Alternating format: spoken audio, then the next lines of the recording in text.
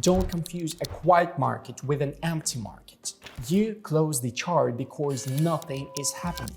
Then a sharp drop, fast and powerful, without you. The biggest moves always start in silence. My name is Eric Cole. I only trade when there are no major news events and my bot shows a green indicator. Only fundamental commodities: gold, silver, oil, natural gas, and precious metals. And only with my analytics tool that analyzes 10 plus indicators. I open the bot, strategy triple thrust. It catches the moment when compressed energy turns into a directional move. Asset WTI oil, time frame 15 minutes.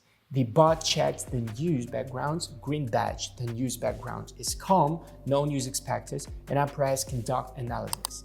The majority of indicators show short. Triple thrust confirms selling pressure is coiling. The impulse is about to release downward. I enter a short with triple thrust. WTI dropped. The impulse released exactly as triple thrust showed.